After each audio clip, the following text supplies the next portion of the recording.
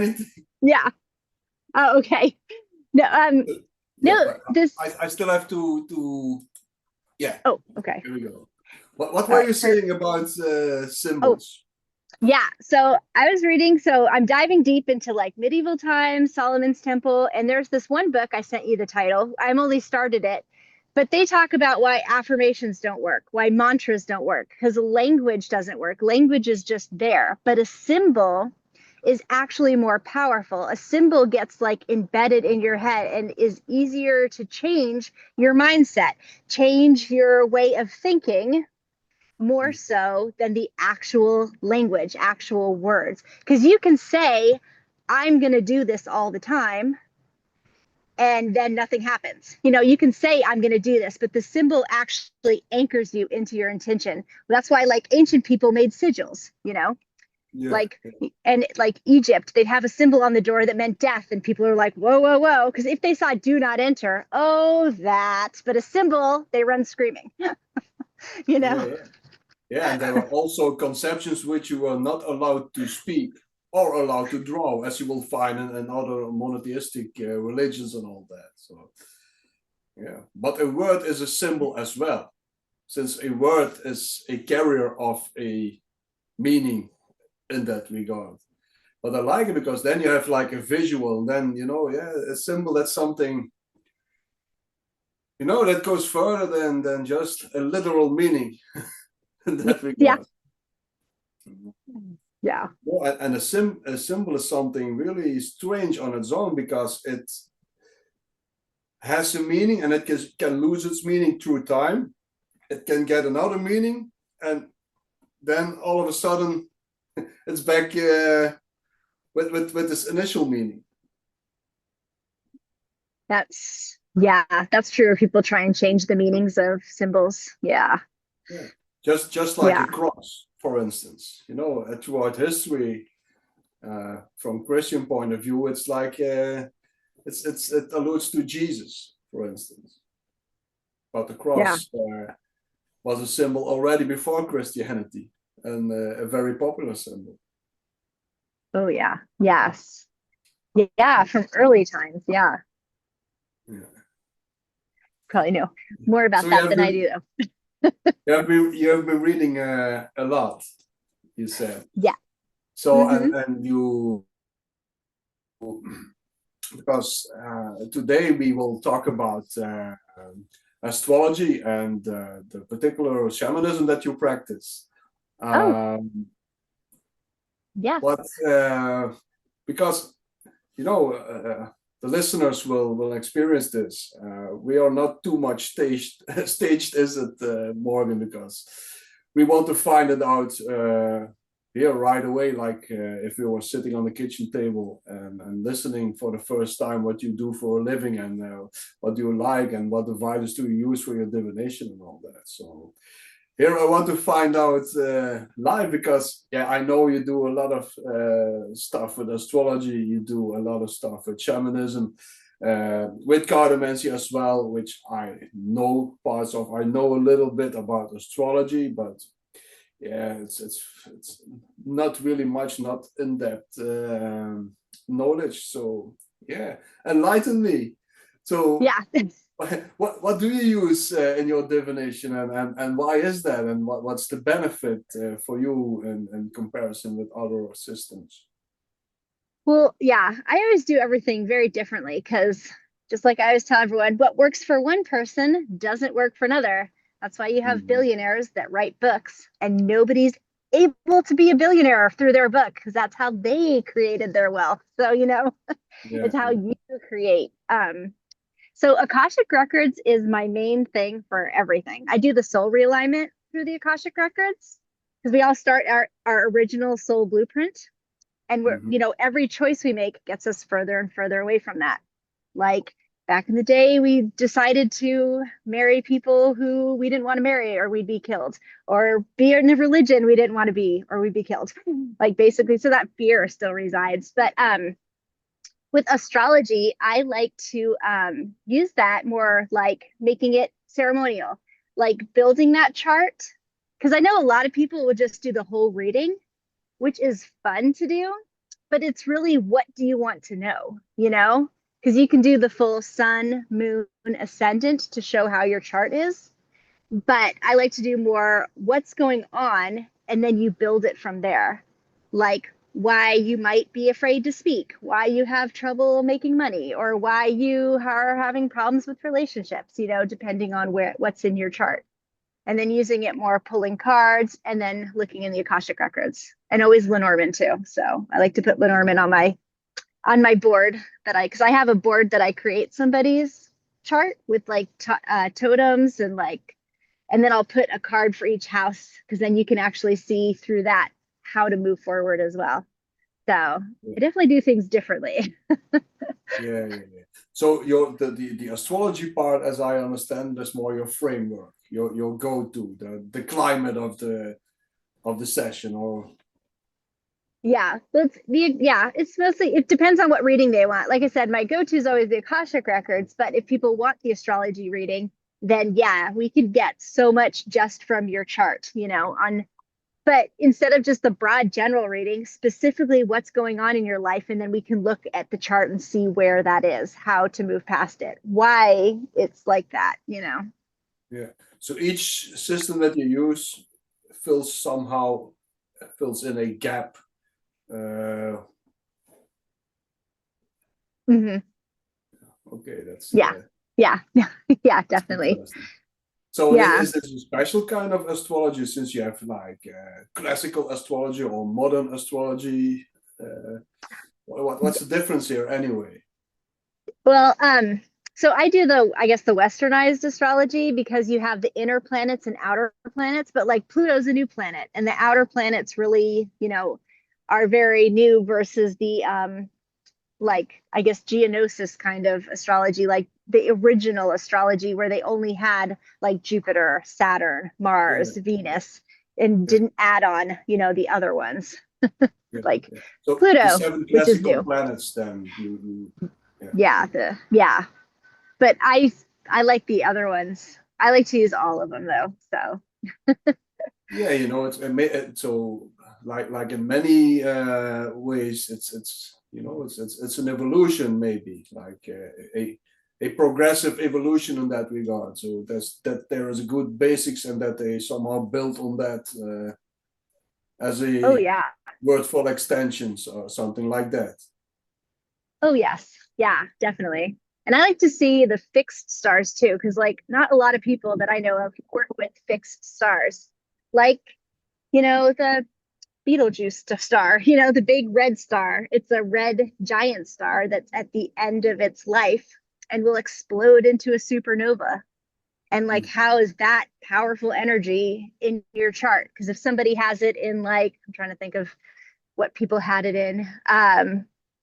Oh, Mercury, you know, maybe you need that big explosion that's all the things holding you back from speaking in that moment of clarity, to use it to move forward, because it's a very leadership star too. And you need more, if it's in the, like I said, Mercury is in there in like maybe the third house of communication.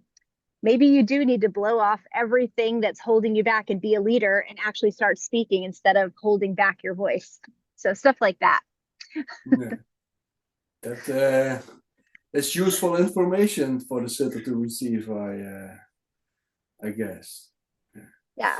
So Yeah. and your the shamanism, that part.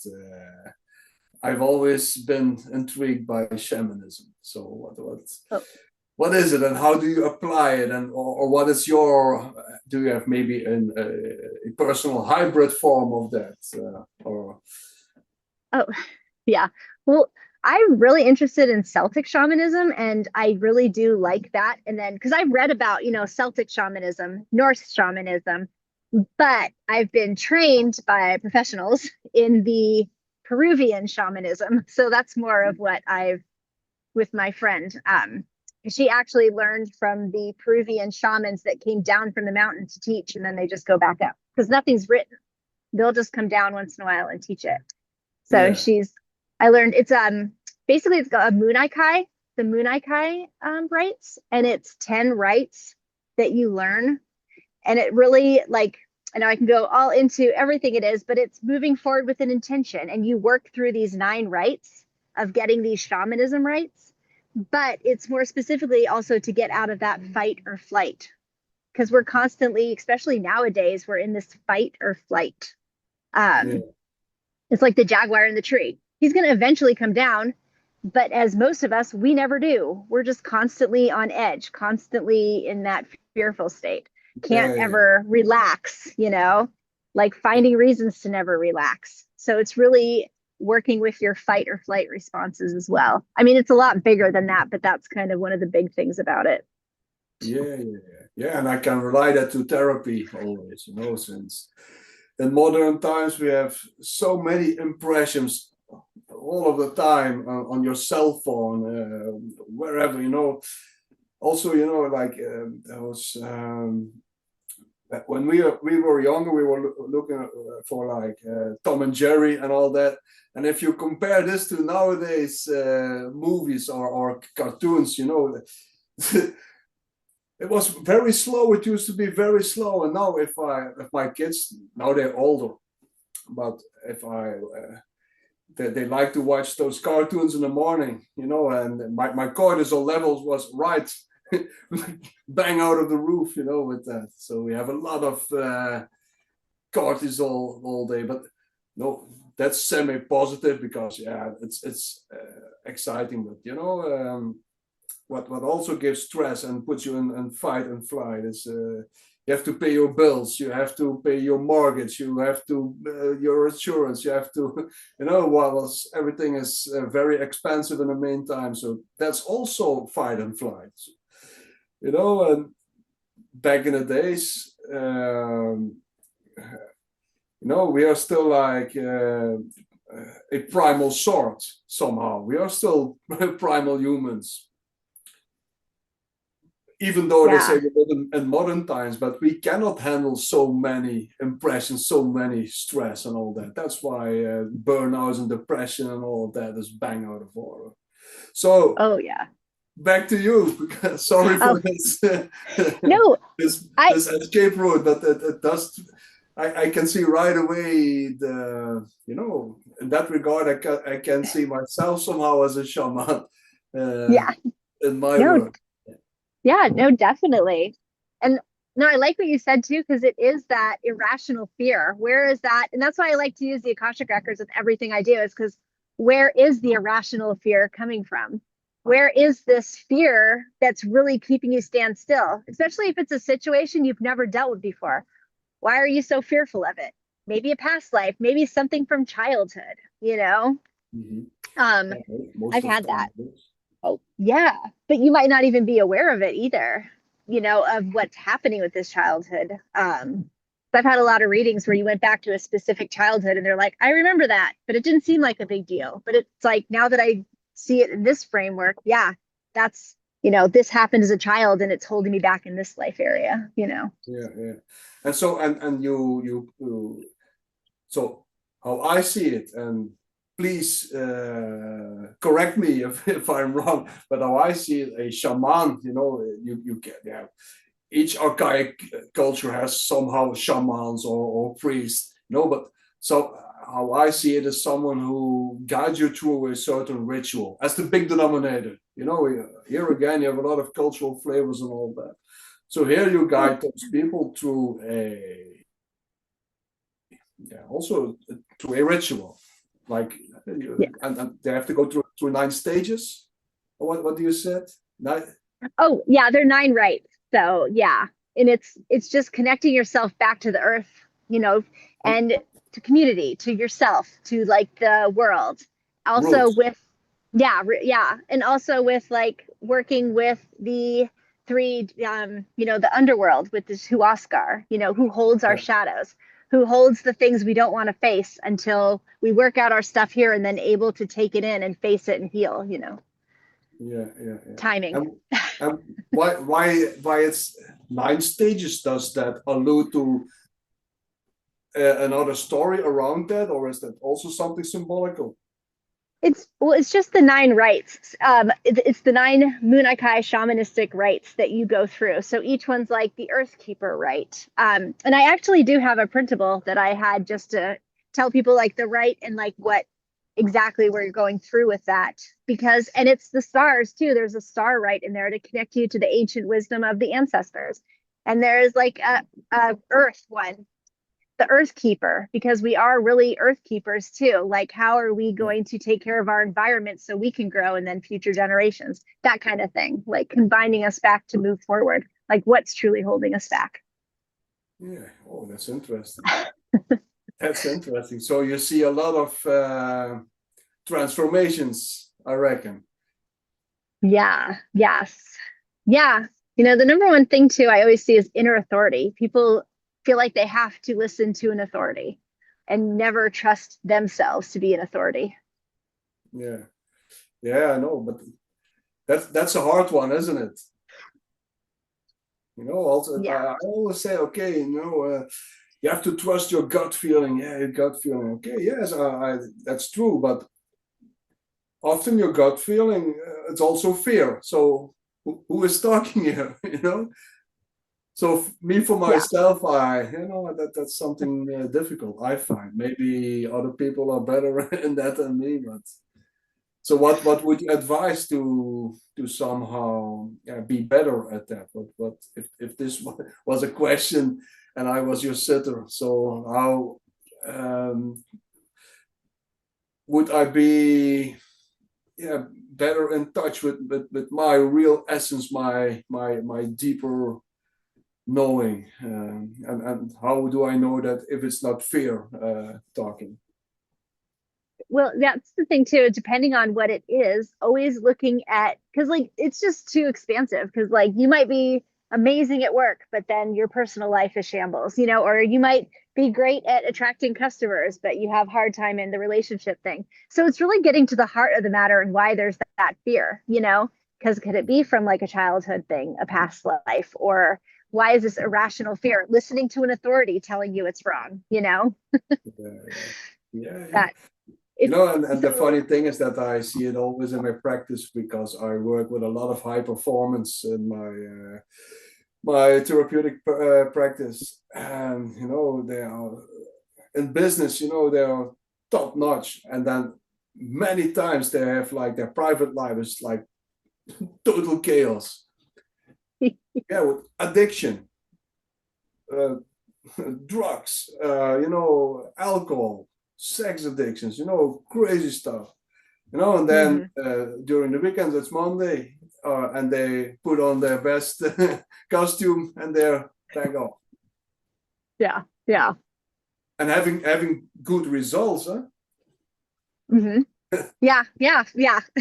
That's why, yeah, definitely looking at, what's, I always say, like, keep saying why, like, you know, the fear thing Yeah, too, because getting to the real reason why, because that's like a lot of, like, I'm sure you see a lot of times people are fearful because of something else somebody's telling them, or they don't go after something because somebody's telling them not to, or they're going after something that people feel like they should be going after, which is not aligned to them. yeah, yeah, yeah. A lot of hypnosis. Oh, again, Yeah. Yeah. Oh we yeah. need to cut that out. How would I say that? Okay, back in. Hey, so that's a lot of hypnosis, isn't it? Yes. Oh yeah. It's yeah. And also with people, they also do a lot in the eye of the other. They want to dress up or have a big car, which they often cannot really afford even for the eye of the other. For yeah, I always think that Oh, that's really crazy. oh You yeah. give Yeah. so many autonomy out of your hands in that regard. Yeah. That's yeah. See, and that's you're just gonna always have problems. I'm sure you've seen that when you're going after something you feel like you have to, that somebody else wants you to. You're never gonna really be truly happy. And then I'm sure you see somehow it's a mess. always a Yeah, mess. you know, we do get the same questions somehow, Oh yes. you know, and Yeah. I'm the first one because I know, you know, for me, like yeah, 80% of what I do in my cabinet as a in therapy, my core business like hypnotherapy. So it's just ordinary therapy, you know, someone has a burnout or has anxiety and all that, you know, but something you do, you know, people have the same questions, but because that you are taking them through a ritual can be so much stronger. So, you know, and yeah, Oh yes. it's if people want to, we're able to accept that fact, you know, therapy could be much more stronger in that regards, you know, but that's still, Yeah. yeah, No, it's true. That's why I like to do astrology, where I build my board and do tarot cards and light candles, or like we go through each one and see, because it is really like the symbols, again, back to the beginning. The symbolism of it is so much more powerful than just us telling words. I mean, that's why you use it in yeah, your therapy too. Yeah. yeah, and you know, and how I see it, Morgan, is also there is, you know, a factor which is often overlooked, I think, is the experience, the change, the life-changing experience of being in, well, and now my mysterious mind, you know, my cabinet is also for me a sacred place because you step Yeah.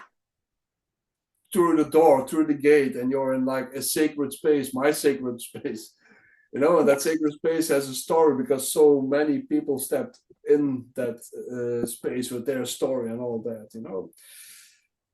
Yeah, and you know, they come to you and you're like somehow a shaman for them because Mhm. you somehow do some magical tricks and they're like Yeah. their ailments are gone. Yeah, but in the car, that's what it is conceptually. Yeah. But the more that they can experience something mysterious, I really think that Yeah. it really, really adds on to the real magic. Oh yeah. Oh no, definitely.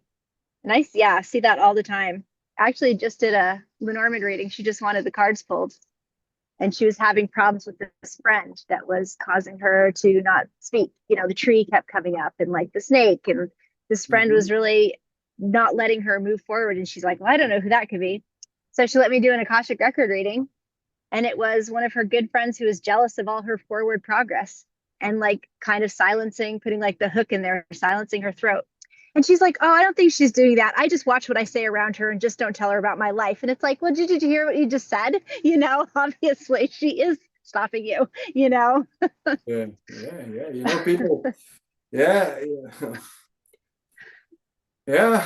You know, therapy is also, or you know, transforming stuff. You know, even if you do divination, can be therapy. You know, because in the end, it's to throw something off which is not good or to be forewarned or whatever. You know, so Mm-hmm. yeah, Oh, that's yeah. really great. Yes. That's, yeah, because that's actually, since you're talking about forewarned, that's the big thing people like in astrology too, and even tarot, actually, in Lenormand, is the year ahead reading. You know, you can pull somebody's whole chart and show them exactly what's going to happen each month. And you can do that with tarot and Lenormand, and exactly what to kind of prepare for. So you can forecast the lottery. Yeah. Oh, I know. I wish. Yeah, you keep it all I'll, for yourself. Admit yeah, it. exactly. Actually, there's this one Lenormand spread, the House of Fate, where there actually is like a lottery slot where, depending on the card that's in there, like go buy a lottery ticket. Yeah, yeah, yeah. So that's My a fun nephew, spread. he won the lottery, but that's Oh my like gosh. yeah, like 30 years ago. Yeah. Yeah. So Oh, yeah, if that's you don't play, you cannot win. yeah, yeah. No, totally true. But yeah. Life is a lottery somehow, isn't it? Oh, yes. Yes, yes, exactly. The Wheel of Fortune. There you go. The tarot. Yeah, Wheel yeah. of And Fortune. what comes to my mind is that, that's also why I find that cards can express life so good, because it's also about the hand that you get dealt, and you see what trumps you have. Do you have uh, something up your sleeve, or are still aces to play and all that, Oh and if you yeah. have a bad hand, yeah, your choices will be minimal. Yeah. But also forewarned, you know, Yeah, as well. Yeah, when you pull the bad cards always, and it's like, you know. yeah. So now I'm wondering, since you use a lot of divinatory tools or systems, so you are somehow you read them, so you get it first in your mind, so you have to translate the voice of the oracle, or how I have to say it. Is it that Yeah. way? So, and then you have Yeah. to like transfer it to your sitter, because you can maybe read some ugliness, and then you have to somehow like sugarcoat it, or how would you do something like that? And what if those devices give information that is standing face to face with each other, which does not is an extension? Does that happen? No, where it contradicts each other. Yeah, Uh, no, yeah, and I'm trying to think if I've ever had that. Um, and honestly, that's a good thing to bring up, because if there are starting to be like contradictions, or you're getting weird information, it usually just means the person sitting in front of you doesn't really know what they want. They're struggling with exactly what they want. Like, say if they come to you and say, I want more money, but the cards are being weird, or make more money. Sorry, not give me money. No, but like make more money. um, but it's like, and the cards are being weird, or it's contradictory stuff, you ask them why. Just start asking why. And if they're like, oh, because my family makes me feel bad about the money I make. Well, you're never going to get a clear answer, because it's coming from somebody else. But if they said like, oh, because I want the freedom it's going to bring me, or I want like the luxury it's going to bring me so I don't have to struggle, that's more aligned. So it's always going back to the why. Oh, sorry, I've got a leaf in my hair. It's always back to the why, So if they don't truly know what they want, or what's like what, then it will be like contradictory. That's why you always ask them why, to get to the heart of it, to see what they're truly looking for in a reading. yeah. It's Socrates. Like Socrates, he will always be asking, okay, why, and why is this, and when, what, and how. Oh, you get to the bottom of it eventually, because eventually you get bingo, that's it. Yeah, You yeah, just feel it, like that's it. There we go, now we're getting somewhere. you know yeah. But asking the right question is also something good, because people are always like talking and throwing everything out, but a good question, that energy goes in. It gives you, yeah, you somehow, yeah, will be thinking about yourself, and take a step inwards if it's a good hmm question. yeah. Oh yeah. No, definitely. And sometimes they'll say things because they're just talking and not realizing what they're saying, because then you're like, well, you just said this. And it like, oh, I'm sure Yeah, you've had that too, where they know, but they're not allowing themselves to know. So yeah. We are strange creatures. we, we all have constructions in our head, or yeah, that's. I always say, Morgan, we are all patients. We are all patients, but some can deal better with it than others. yeah. That's the fact for me. Oh yeah. No, it's We are true. all, in the end, we are all vulnerable. We all have dreams, and hmm but I think in the core there are not many really bad people, but people can do bad things out of even vulnerability, or anxiety, or whatever. So the Yeah. result is the same, but yeah. But Oh that's yeah. always, yeah, your responsibility, I find, to be self-aware. And Oh yes. self-awareness. You know, I read this study. That's funny because they did a real big study, international study, and 96% of the group that has been studied, they were so certain of themselves that they were self-aware. So 96%, almost all of them. And the same group, and they did all the tests, only 15% was self-aware. Oh 15, my huh? goodness. 15. 15. Oh my gosh. Yeah. That's like so low. Yeah, you know, and I think if people really want to put in the work, the effort to be Hmm. self-aware as good as possible, Yeah. only then I think that you can be, yeah, of any merit to Yeah. yourself Yeah. and to the world. Yes. Yes. Yeah. So I don't say Exactly. that I'm totally self-aware because I also have anxiety. You know, I've always, you know, but I think it's important that we try to do our utmost to be self-aware, and then you can Oh, also recognize the other in yourself and all that. You know, and then you can also be in empathy or whatever. yeah. No. Yeah. It's true. Yeah.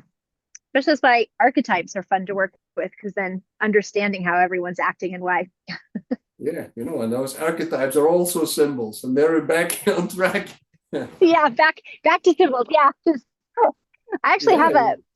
a tarot archetype deck, so like to actually go back to that symbol. But In go your ahead. van, Sorry.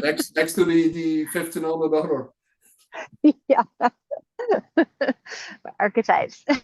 Because I Yeah, actually do the archetype reading in Akashic Records too to see yeah, where you're blocked at something. yeah, yeah.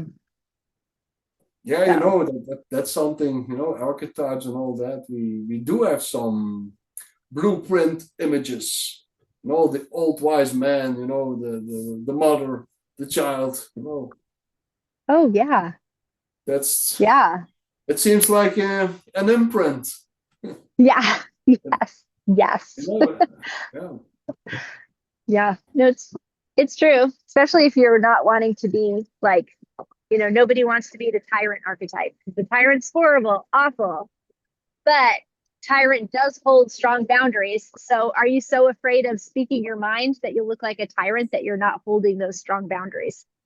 Yeah, yeah, and now you say that the tyrant, you know, that's also over the world, you know, like in German mythology and all that, you know, the world snake or the world monster is somehow the gatekeeper of the material world, and is somehow also, it alludes to the time, the boundaries of time.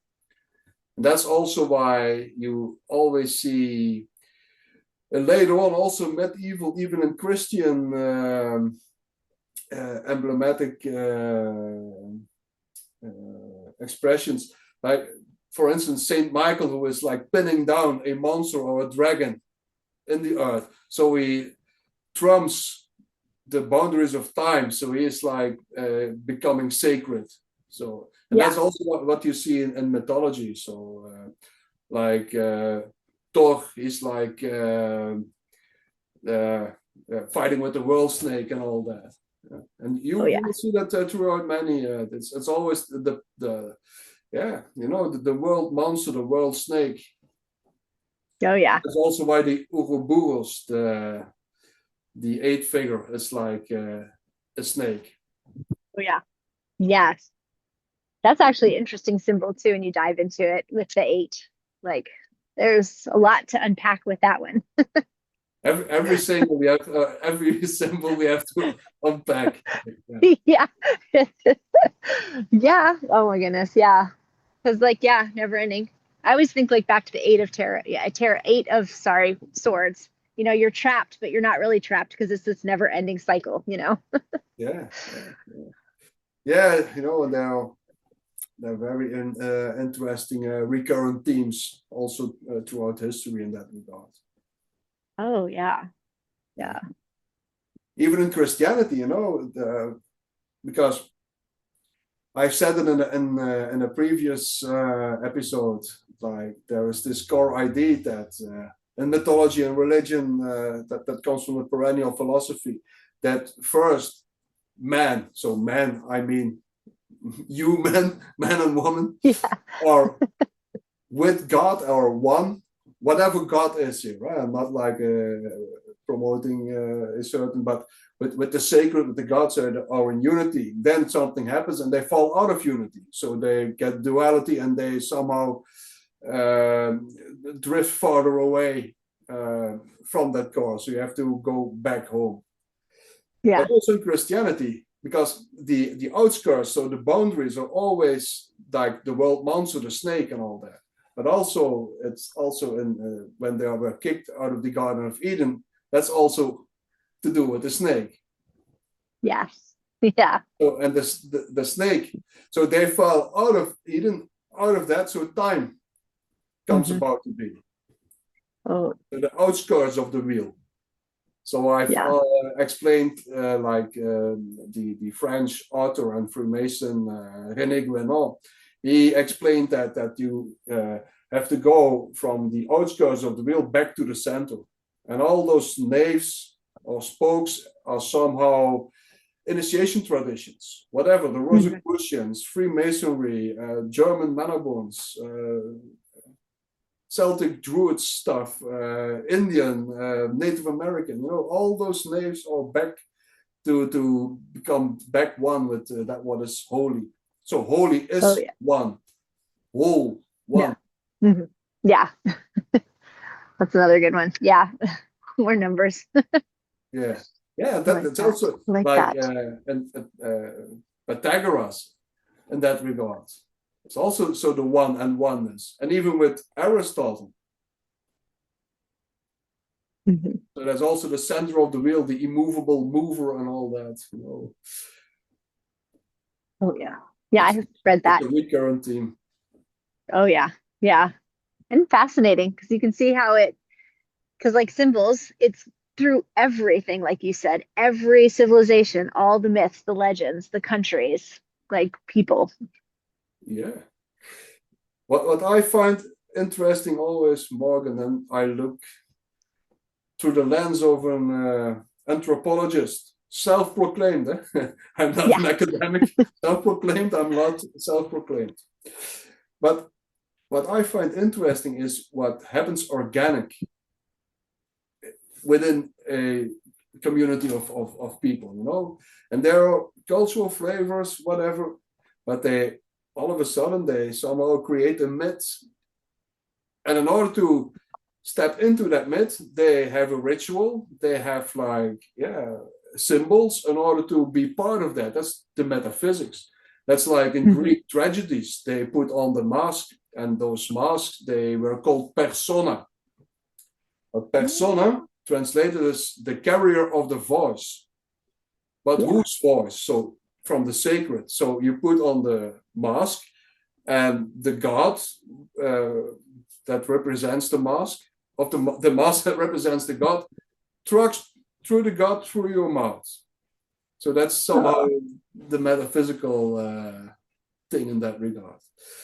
So then you can step inside that. And it seems like people, they just do it. It's like a convergent evolution. Yeah. Why they do that? Well, I don't know, in order to understand life, but I also really deeply believe in something which in Greek philosophy is called the telos, that something is like imprinted in you, like you said with your Ashkenazic records, a blueprint. Yeah, original blueprint, which drives you to luck or to whatever, something that's driving you forward, a forward force. Yeah, and then people will do strange things, whatever. we already talked about that in the previous episode. But like people always, all cultures over the whole world, they just start a play, and that play is something functional. But in play, you can see also a ritualistic thing. Oh yes. It has a lot of overlap as well. Oh, the structures, yeah. Yeah, and now maybe I think outside of the box, but can you imagine? But you just have to imagine that you go back to your childhood and where you can play. You are in a sort of trance because life is, there are no boundaries. They are like fully in the moment, and yeah. And how transforming that is if you can experience that. Oh yeah. Then all of a sudden we are like older, and then you have to go to school, and fantasy is not important anymore, and you have to listen here and sit there, and if you yeah. So I'm not an anarchist either, so I don't say that is not beneficial, but you can also see the disadvantage in that. Yeah, to have to lose the imagination, especially no good. Yeah. Maybe that's my point. People by imagination can maybe try somehow to fully understand what the fuck is going on here. Something like that. Yeah. No, but I like that. I don't know, but it seems to be something like that. Yeah. No, I agree, because like people who have this huge imagination, they're the ones that are like, we can go beyond the sky, and somebody's like, get that man some water. He's crazy. You know what I mean? But like that's the exploration thing that people who have that know possibilities. Like, I mean, all possibilities. Sorry. I was gonna say no end to possibilities. yeah. And by now you start to know me, and you know that I'm rather critical often in that regard. So but it would be stupid to throw something away that grows organically. That will be something inhuman, I think. And so even though I somehow struggle to have really, I have a love-hate relationship with being spiritual. That might sound strange, but that is really there. But I'm really very fond of everything to do with mystery and metaphysics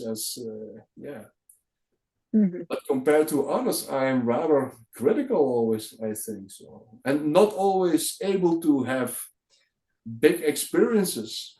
And in the end, it's about the experience, I think. So, So I don't know why I'm saying this, but I take a stance that it would be stupid to throw it overboard, because then you are somehow inhuman. Yeah. Then it's good to be. It takes a lot of power away. Oh yeah. Yeah, but it's good to be critical, because then you're not just taking everything in as fact. You're actually researching, investigating, seeing why it works, seeing if somebody just said something. Yeah. But that's not something that helps your experience. Oh no. But I benefit from it in another way, of course, because I always like making publications. People will ask me, okay, can you be a speaker about that subject? And I have amusement in that, and I have exchange with people and with people like you, and that's really great. But I often struggle to have real spiritual experiences in that regard. But I always am engaged with it. Yeah. Can you do something for me? If this was my question, could you help me out with astrology or whatever? Maybe a strange question, but there is no. Yeah. No, that'd be always fun, because even with my astrology, I love to do, like I said, the scientific with the actual spiritual, because it is real science out there. There's different stars. They're going to explode one day. They're going to have a life cycle. And how is that reflected in the chart? Why did they come up with Mercury being communication? Because of what's going on scientifically. And that would be a way to look at it too. If could do a chart reading and really look at each one and why you would question it. Obviously in your 9th house and the 8th, like seeing exactly what's there, because you could have Chiron in one. Chiron's our biggest wound. Chiron's something that for ourselves we never truly heal. We're always holding us back. And also, I'm sure Chiron mythology. He's big in everything. Yeah. Maybe a crazy idea, but would you be willing to do something live in that regard, so that people can get to know your way of working, and that I somehow somehow, learn where I have to evolve and maybe, have some real transformation here.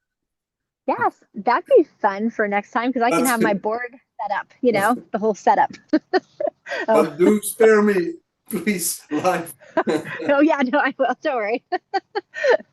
You only Yep. can name my good stuff and all that, and all the bad things we just Yeah. throw under the rug. Yeah. I get it. Yeah. No, but there's just so much, even in the good stuff and the light stuff and the great things that you can do with what's in your chart and how you can, like, your strengths, you know, where you have like that most power. So, I mean, you can see so much just with that, you know. Yeah, I had once. She also was an astrologer, and I worked on her with some projects in regards to Petit Lenormand cards. And she made me a chart, but a very layered chart. Okay. Yeah. Until now, everything was happened. So for me, like in regards of fortune telling, I always find that interesting. But then in regards of fortune telling, most people think about cartomancy or tarot or whatever. Yeah. But astrology, and my experience, you would not ask, okay, so, but that's rather stupid to think, That's, but now I know, and it's like it's like maybe 7 or 8 years ago, and there were some real important, life-changing, things that have been said that really came true. Not so I was really baffled. I did not expect it. Oh yeah. It's amazing. But I really respect that, But you see, when you have like a magazine and all that, you read through that stuff, and then a lot of people, see, that's exactly me here, But then I know right away it's cold reading. So and now I'll read Capricorn, and that's you, and I'll read Fish, and that's you as well, And I don't want to suck the magic out of your life, but hey. So, but that was always my idea, something, with astrology, so cold reading, that, but I was really, really wrong. I have to admit it here. So, for everyone, my apologies. Because I have a strong meaning, though. I said I'm critic. I'm a critic in that regard. So, but I see those things right away. If it's cold reading, or that's also why I find that people should do divination and just say what's there, not try to crowbar it in a context or whatever, because a lot of I can see it right away. People don't want to be wrong. No, but I understand that. So I also read cards for a long time. So your reputation is purely built on how good that your cards are somehow say what will happen or what's about, for what that's worth. Because I always also learn that sometimes you say it's like this and it's like that, not even so the cards are saying, and whatever they give to you, you can understand it. But then they don't see it, so what you say will be wrong. Okay. But but there's something strange to it, I find, because then on an ethical level, I was thinking, so my quality as a cartomancer is solely on how right my everything is what I say. So, but then, so if I would have to read the cards for you and there was bad news, so somehow I had to hope that the bad news will be true, because otherwise I will not be a good cartomancer. So that was something strange for me, Yeah. That's why, even if it sounds weird, I just always go with my gut. even if you're like, oh, that can't be right, but you say it and you always get that instant, validation. I had this one guy, he had 3 past lives where his parents were murdered. And I was like, oh, that's hard. And only to find out during the reading, his parents were murdered in this lifetime too. I did not know that. So now I felt really bad. But you still have to say these things. Yeah. I don't think that you help the customer or the experience or the divination for whatever that could be, because I really think conceptual about it, far beyond right or wrong. Yeah. Yeah. No, I agree. Just giving out what you see. Yeah. Yeah. Really up to them to choose. Yeah. Oh yeah, sorry. And then even that can go behind right or wrong. There was sometimes but then I was still reading cards like 15 years ago, and there was this lady from Holland, and she was from the real upper class, and her husband was an architect. And life can take strange roads all of a sudden, and even though they were like financial save and there were a few things which went wrong at the same time, and the business of her man was somehow going shipwreck. At the same time, her daughter gets ill. She had 3 daughters. One other daughter went in a divorce, so all of a sudden they came like in a very negative spiral. So and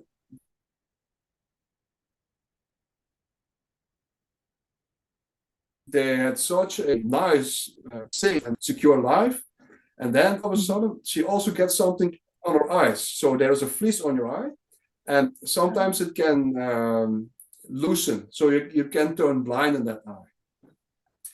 So that was also about, and she so and she was very anxious to lose her eyesight. Yeah. And she comes to me, and we were saying, and the only thing is, and everything turned out, it was really bad. But the most important thing for her is the question in regards of health: will I lose my eyesight? So, and for the listeners it's complex, but in the end, it's to do old school cartomancy is conceptual, very easy. So you pose a question: is it good or bad? And all the good cards, of course, from the card set, they somehow say yes, it will be good. So everyone knowing this card game, it was Petit Lenormand. There were only cards like the sun, the stars, no bad cards, not ever. So I had to say, okay, you will keep your eyesight. She said, okay, that's very good. And she was somehow relieved. Time passed by, and all of a sudden she got back there. But she first, then, so she sent me a message, and then we got on the phone. And so I said, okay, and what happened with your eyes? So I was keeping notes, so I was reading.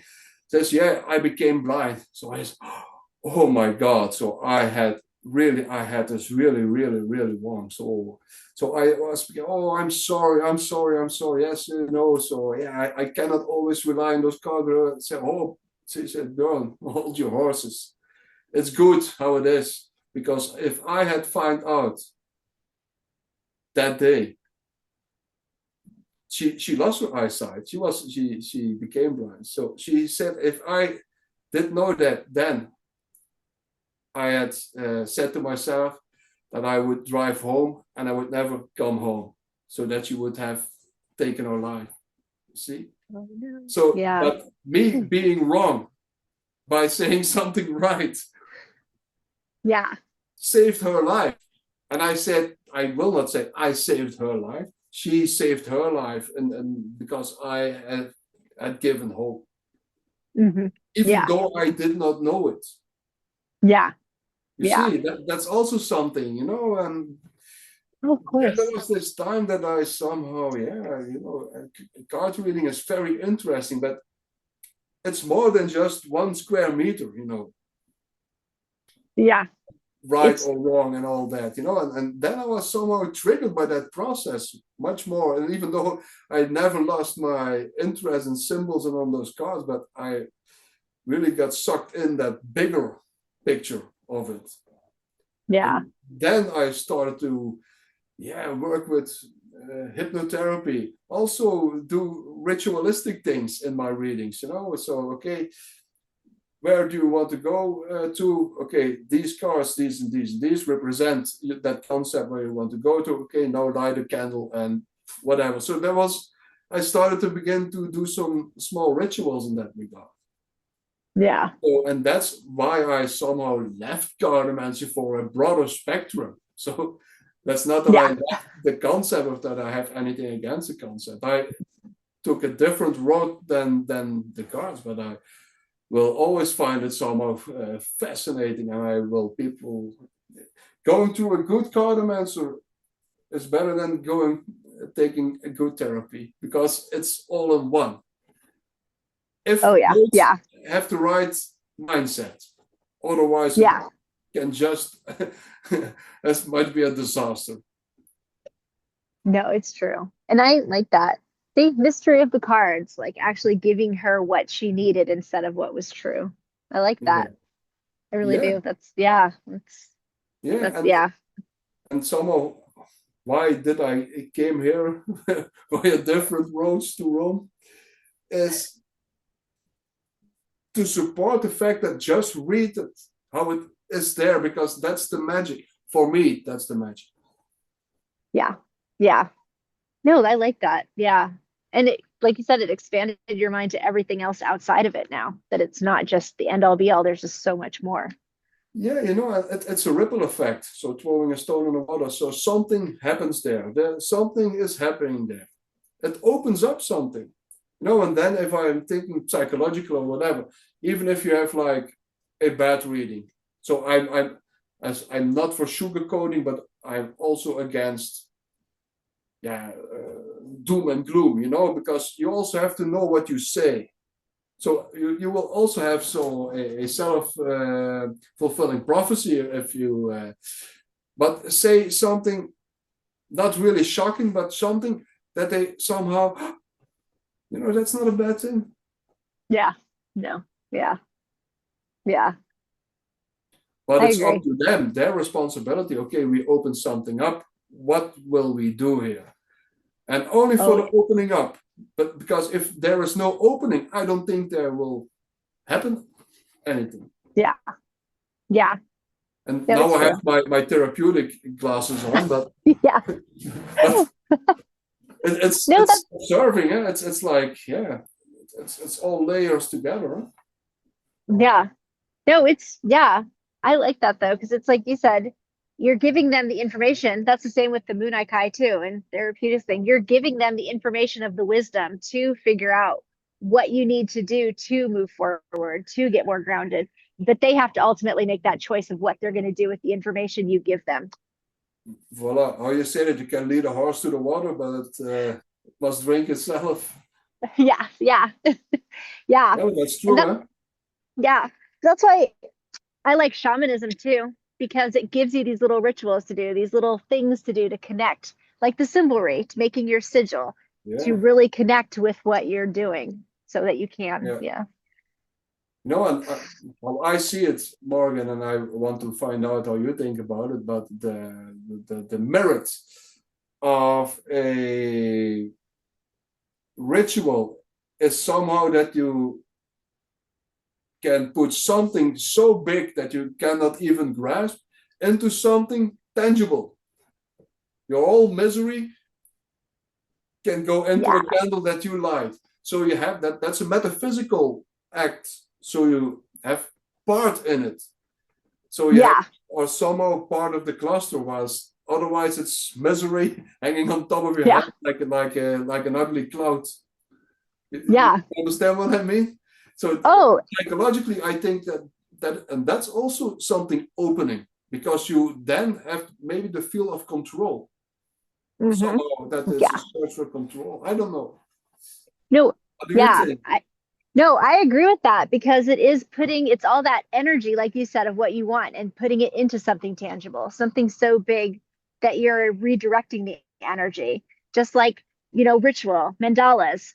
Fun fact, even, I can't remember what country this is now, so I'm going to have to look it up, but they have a needle festival for all the women who used to do needlework all year, all the needles that held their sorrow of having to work, the pain of pricking, and they would do a ceremony for the needles at the end because all that pain and energy went into the needles and they had to revert the energy so it just didn't stay there.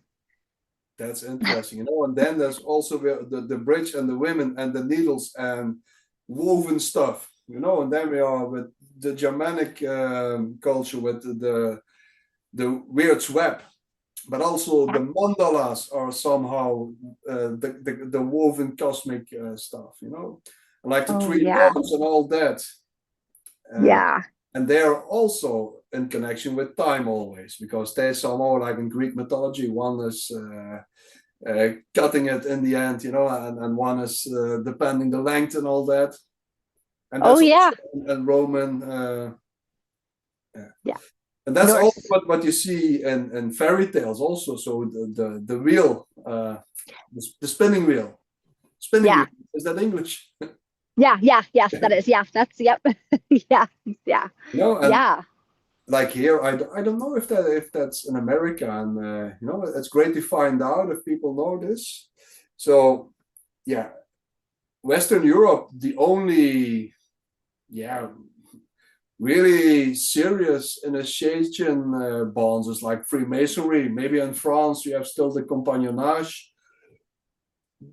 but there are no real other really structures with body in regards to tradition. But there is also the female initiation bond, and they are calling the spinners.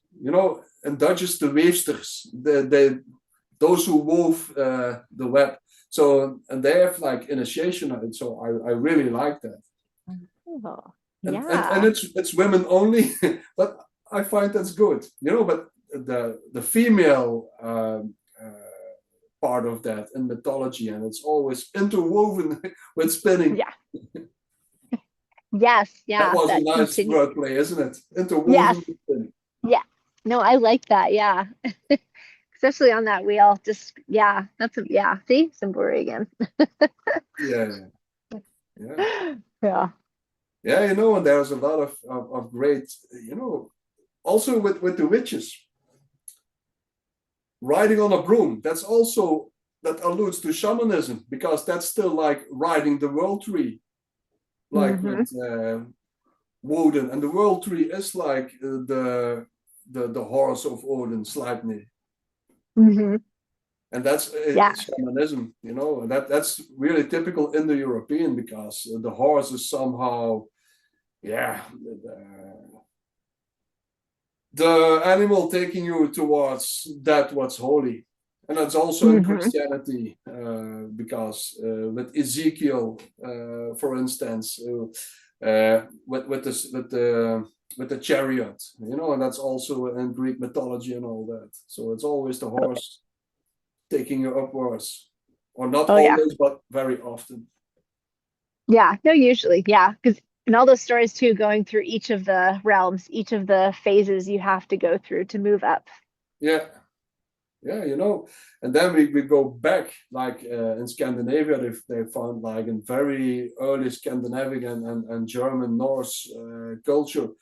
So the horse, the chariot carrying the sun. Yeah. Yes. Yeah. I have heard that. So that's also interchangeable Yeah. as a Yeah. symbol. Yeah. Yeah. I like that. I know it always goes back to that too, which is why it's fascinating that every culture has some form of it, like that, just universal knowledge. Yeah, that was what I was saying somehow, No, and a lot of things is interchangeable. And if you do a lot of research, you somehow, I've learned this from my mentors. and they said, okay, if you want to validate it, if something is right or not, you somehow have to think a intelligent child of 12, could he have been thinking on this ritual or this symbol or not? Yeah. Because it's very, somehow childish, not really layered. But it's, if it has somehow the same form or the same color, or the forever green tree, for instance. There are certain trees are always green. So okay, people saw it, okay, that has to be very important life force, because all the rest is like died. Mm-hmm. It's like concept thinking in that regard. Oh yeah, definitely evergreen. Yeah. And the near Eastern, that's like the olive tree and all that. Oh or yeah. Acacia. Mm-hmm. Yeah, the sacredness. Yeah. Yeah, and the Symbolism. Acacia and Freemasonry is very special. Yeah, for the rich. Yeah. Oh yeah, definitely. So that's, You probably. yeah. Oh, You sorry, see what I mean with that conceptual thinking, that you have like, So oh, in yeah. the end, it's the same. The Germanic tree, the Ashwamedha, the Indian tree, or the tree of the Native Americans, or the universal axis. That's a concept where you can Yeah. write up and down. In the end, it's the same like Jacob's ladder, or even the Christian Yeah. cross, which is also, you go through the cross upwards. Yeah. Yeah. Yep. So there, Yeah. and symbolism, that somehow the perennial view or prime ordealism. There is something which exists on its own, and symbols somehow represent that. Yeah. But in different cultures, so you have this one core, the perennial philosophy, the forever returning wisdom, and I like that. And even though that's also a narrative, I like it, because somehow to understand what we are doing here, we are in a need for a narrative and symbols. That's where we started. Yeah, I agree. Going back to the wisdom of it, definitely, and what it brings to you. Yeah. Oh yeah. See that everywhere. Yeah, because even in astrology, the Christmas tree cluster, and then where's the Christmas tree cluster in your chart? Is that the Yggdrasil tree, the tree, world tree? Yeah. All back to that. Yeah, it's a recurrent theme. It's really, and in order to understand that, I think it's important that you somehow have a generalistic view first over comparative religious studies and all that, and that you then see the big picture. Mm-hmm. Yeah. And then you can also fill in the gaps, because that's also conceptual thinking, and if you have like a decentralized belief or religion, you have like everything, even though a strict centralized religion, see how many flavors you get and schismas and all that. So that's also something you have to keep in mind. Oh yeah. And I always say, back then, people act just the same as we still do nowadays. Oh yeah. Somehow, because nowadays, since industrial revolution, people are proud to be secular, and everything with religion and beliefs, that's for crazy people and all that. I don't agree in that regard. But it's, I don't think that people became better, but we have something in our blueprint that is devotional. Yes. Yeah. I'm not I'm not for blind devotion either, because I'm quite a rebel. But people will say, okay, you know, all the belief and all that, you know, and then they're somehow devotional for a certain politician or a certain celebrity, or like here in Europe, like for soccer, for football, you know. Oh yeah. People bash each other's head for that. Yeah. Yeah. Yeah. Right. Yeah. So they stay idolate, but they don't Yeah. know it. Yeah. No, and it's interesting because you can see that kind of stuff in somebody's astrology chart in their original blueprint in like that Akashic Records. And I'm sure in your thing too, the getting to that core of why they do that in the hypnosis. Yeah. You know, in the end, so I'm also I do systemic work, so I look at family structures or structures within a company, you know. But even then, Yeah. you know, and I have to publish something about that, you know. And even the Germans with their web of weird, that was also a family web in that regard. So that's also systemic, you know. And Yes. if I am somehow being not so virtuous, but my uncle is, he somehow makes good for me Yeah. in that Yeah. regard, so that you have like a team Yeah. approach, something yeah, to achieve. I like that because yeah, because some of it will, I'm sure, yeah, carry through the generations, carry through everyone. Yeah. So they had a more, yeah, maybe mythological or yeah, not tangible view on it, but you know, in the end, they really had it all in their society. Hmm. Yeah. Oh yeah. Yeah. And that's why it's going back to the symbols, like the history stuff we're going to talk about. Even with the Moonai Kai, it's going back to the wisdom to grow. Yeah, you know, and I think it will be great to always find and see the big denominator, so that we can somehow motivate the listeners to think for themselves, to do their own research, and that they can find wonder in everything, you know, because Oh, there is so much to tell, even if you walk through cities and, you know, in architecture and all that, you know. Before Industrial Revolution, there was nothing without an extra meaning. There was nothing without the double layer. yeah. Yeah. The place where you enter your room, the place where the patres familias is sitting, you know, that's all in according with the cosmos. Hmm. To be Oh, warm, yeah. I agree. above Yeah. as below. Yeah. Yes. Yeah, Yes. That's so that's the important. idea. Yeah. Oh, yeah. No. And that's with everything too. So important above and below. Yeah. Yeah. So Definitely. I think we will Cool. leave it here. Well, Uh, actually, too, speaking of Industrial Revolution, that's where I'm at. The Bethlehem, PA steel stacks where they made all the bridges, buildings, scaffolding, that's great. industrial era right there. Yeah. Yeah, you know, but nothing against industrialization, but we will often, you know, I see that really as a break point in human consciousness. Oh, yeah. And I hope that we are the generation who somehow put ourselves back within the structure of nature. Oh, no, I completely agree because that's Yeah, dangerous. I've walked up there. Like, that's just horrifying.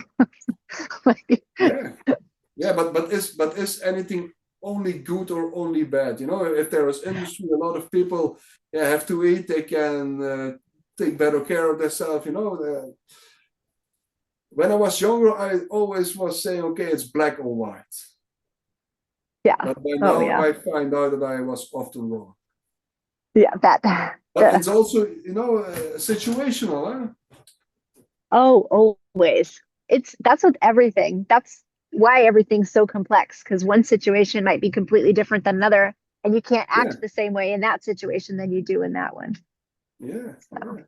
So, yeah, we can only try each time yes. to be Yeah. self-aware, I think. Yeah, in order to make the exactly. best of it, and to be with the 15% of the study. So Yes. Mystery Channel somehow can put all those 50% all of the world together. We will make a huge breakthrough. Oh What about yeah, I think so. Cause yeah, oh yeah, definitely exploring all the unknown stuff, all the fascinating things, and again, yeah, giving everyone the information to do what they want. yeah, you know, and this is also something interesting on an intellectual level, because I have a lot of discussions with people, you know, academics and all that, in regards of religion and yeah, atheism or believing, or I don't know it, agnostic, but I don't think it doesn't really matter as long as you, as a human, put yourself in the structure of nature. That's the most Yes. important, I think. And then you are free Yes. to choose if you use with what organic comes. If you take myths or whatever in your life, but please put yourself back in nature. That's not something to be zealous or somehow flying on a pink cloud, because that's not who I am either. Yeah. So I'm rather critical and all that. So that's also interesting, I think, between me and you, that we somehow also have different stances, different views. That's also why I quit being a cartomancer, since I don't have anything against it, but I rather study, I rather talk and research. That for me gives much more a mysterious impression, or something that I experience, than reading cards for people. Because Hmm.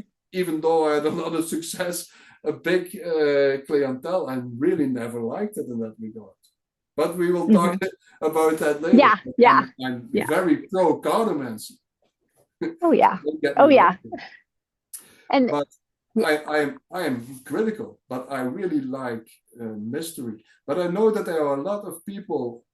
I have to say this, in that regard. I've always been searching for spiritual experiences in my life, since I was brought up very atheistic, Oh yeah. very critical, Okay. very, and everything what someone was not tangible or not scientific, that was for then you're crazy, you know. But some Yeah. it really also triggered me, but I still have that imprint somewhere, so I'm looking for that, yeah. But I really experienced some amazing stuff within Freemasonry. And I Yeah. experienced the mystery of ritual, just sitting there, and often I was sitting there, to be honest, during not even knowing what am I doing here. And often, Yeah. sometimes bored, but I always went back. But even though I could not grasp what's going on here, I really benefited from the structural rituals and all that. So it started to change me. Yeah. Then I was, Yeah. whoa, I really believe in ritual. I really Mhm. believe in ritual, and the benefit Oh from it, even though not yeah. understanding why, but just going through it. It's somehow the Yeah. same as dancing. And I Oh yeah. learned that, what's the purpose of dancing? There is no purpose. The purpose is dancing on itself as a deep Yeah. human experience. Yes.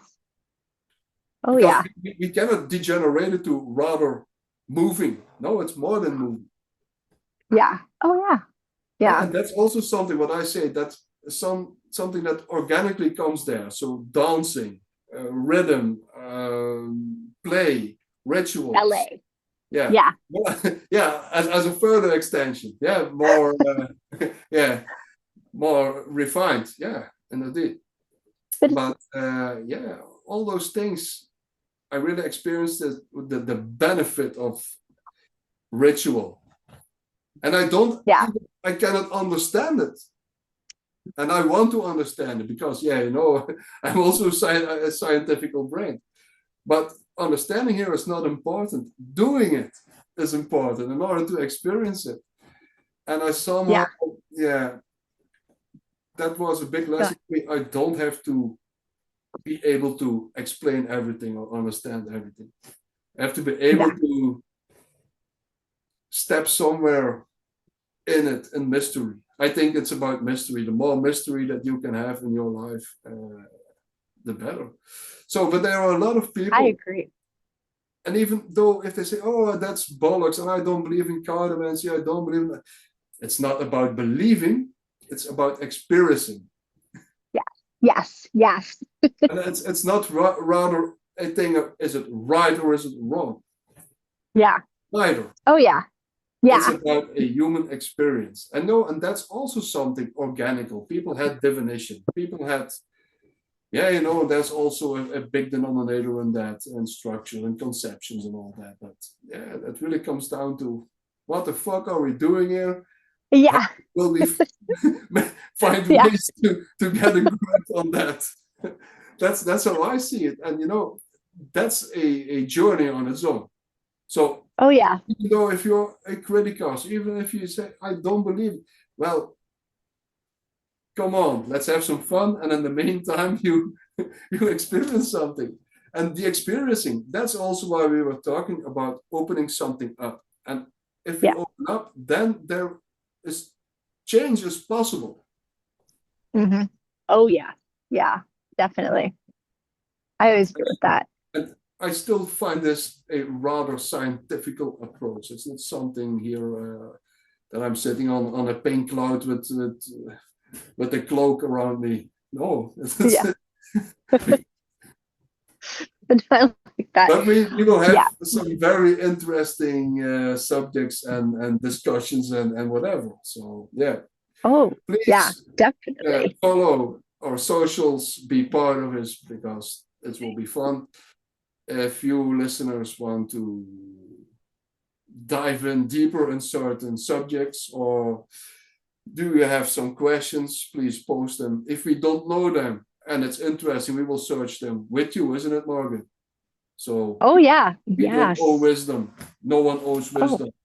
But let's find out together. Oh yeah. Oh, I'm constantly reading. So yeah, definitely. I'm happy to dive into any subject somebody wants to know more about. Yeah. Great. So we all see you next time. Take care, and let mystery into your life. Yes. See you all later. Bye.